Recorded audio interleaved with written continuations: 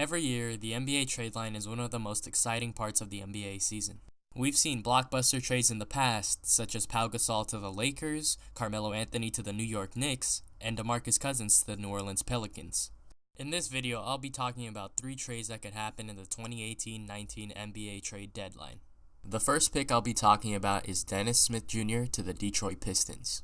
In this trade, the Pistons will get Dennis Smith Jr. in exchange for Reggie Bullock, Stanley Johnson, and a Detroit 2019 first-round pick with top 5 protection.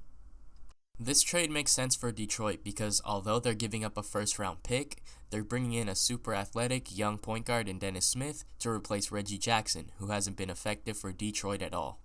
Bullock is on an expiring deal this season, and it's unclear whether the Pistons are going to offer Stanley Johnson the qualifying offer.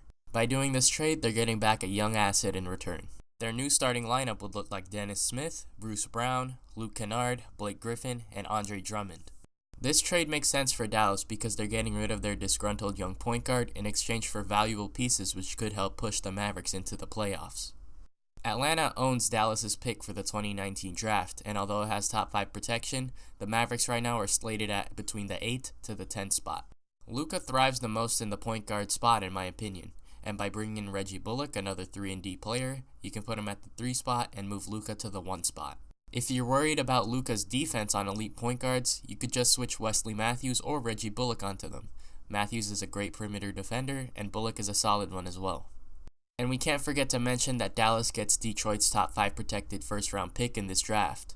Although the pick isn't guaranteed, it's good that Dallas has a chance at a first-round pick in this year's draft. It'll probably either be a late lottery pick or a high mid-round pick. Dallas's new starting lineup will look like Doncic, Bullock, Matthews, Harrison Barnes, and DeAndre Jordan. If Detroit doesn't want to do the deal, Dallas can throw in one of their many second-round picks into the deal. The next trade we'll be talking about is Marc Gasol to the Charlotte Hornets.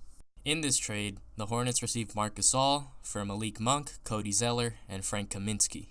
This trade makes sense for the Hornets because it doesn't seem like anytime soon they're trading Kemba Walker, so they might as well go all in. In Gasol, the Hornets receive another all-star caliber player.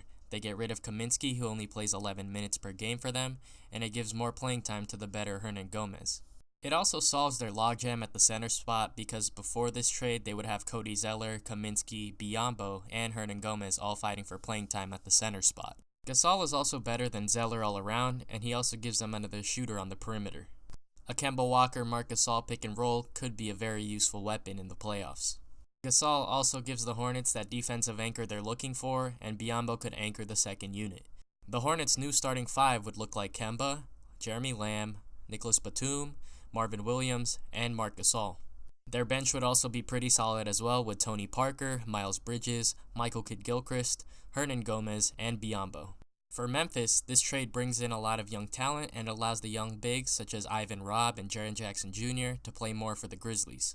This trade also brings them one step closer to tanking, even though they still need to get rid of Mike Conley. The Grizzlies are looking to get a top 8 pick this season so they don't have to give up their first rounder to the Celtics. The biggest prize in this trade for the Grizzlies is Malik Monk, who can finally have the chance to prove himself after being thrown out of the rotation in Charlotte. Cody Zeller's contract isn't great, but he's still a serviceable center for the next 2 years. If a young player such as Ivan Robb is able to develop over the next few years, Zeller would look like a great backup center. The Grizzlies' new starting lineup would be Conley, if he's not traded, Malik Monk, Kyle Anderson, Jaren Jackson Jr., and Cody Zeller. The last and biggest trade that we'll be talking about today is Bradley Beal to the Boston Celtics. In this trade, the Celtics receive Bradley Beal in exchange for Marcus Smart, Aaron Baines, Jaylen Brown, and the Kings' unprotected 2019 pick.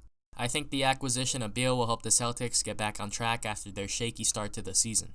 With his addition to the lineup, the Celtics finally have a solid second option, maybe even a first option when Kyrie is having an off night. He also provides Boston with a starting lineup of players who can all hit threes, so the driving lanes will always be open for players such as Kyrie and Jason Tatum. Beal also has 2 years left on his contract, so if things don't work out this season, they'll have much improved chemistry next season to make a run at a championship. Although giving up the Kings pick hurts, I think the Celtics will be fine. They still have the Clippers pick, a chance at the Grizzlies pick, and their own pick in this year's draft. This deal also makes sense for the Wizards because let's be real here, the Wizards weren't going anywhere in the playoffs anytime soon. At best, they're a first round exit. By dumping Beal, they put themselves in full tank mode this season with Wall out as well, and they'll basically get a lottery pick in this loaded draft. Smart and Brown are also really good players to build around, and they have them for long-term contracts. Smart is one of the best perimeter defenders in the NBA, and Jaylen Brown has two-way potential, maybe even Jimmy Butler potential. On top of their own lottery pick, the Wizards will also have the Kings pick, which could either be another lottery pick or even a high mid-round pick. Once Wall is back from injury, I think the Wizards should look to trade him for even more assets, and they'll be on track for a really solid rebuild.